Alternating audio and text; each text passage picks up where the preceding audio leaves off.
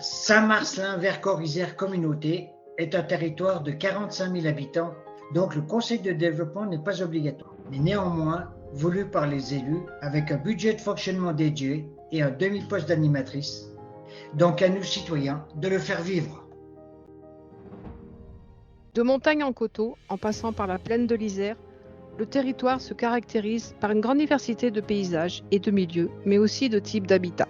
Des petites villes, des gros bourgs, des villages avec leurs hameaux dispersés. Ce conseil se réunit une fois par mois pour faire le point d'avancement de ses actions.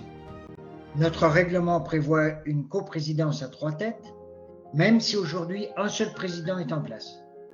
Le conseil de développement est clairement identifié au niveau de l'intercommunalité, notamment en ayant 2 places dans chacune des commissions et au conseil communautaire.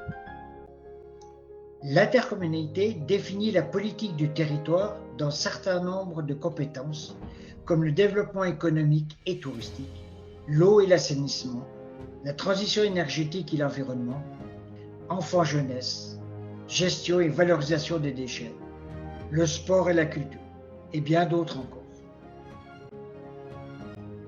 Il n'y a pas de bonnes ou de mauvaises idées. Les exposer, c'est l'envie de les faire partager, de les défendre, de les appréhender par différents aspects. Les membres du conseil de développement sont reconnus par les élus pour leurs compétences et sont identifiés en tant qu'interlocuteurs de valeur. Ils sont d'ailleurs intégrés dans les comités de pilotage, comme le pacte de gouvernance par exemple. Le conseil de développement, dont la seule condition pour en être membre est de ne pas être un élu, compte une quinzaine de membres actifs qui apportent leurs compétences et leur volonté d'être acteurs de leur cadre de vie. Chacun agit en fonction de sa motivation, de ses centres d'intérêt et de sa disponibilité. La période 2020-2021 a été difficile pour tout le monde. Cependant, nous avons pu produire des contributions de qualité. Alors que le conseil de développement travaillait sur la transition alimentaire, les élus faisaient de même. La mise en commun de ces travaux a permis l'intégration de l'intercommunalité dans le plan alimentaire interterritorial.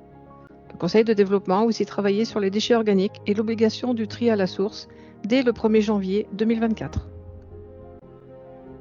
Le conseil de développement se concentre actuellement sur le plan local d'urbanisme intercommunal.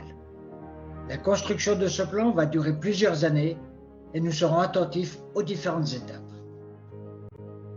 Le conseil de développement, c'est un lieu d'échange et d'action, un lieu de vie, de ma vie future au sein de mon territoire. Alors, je m'engage.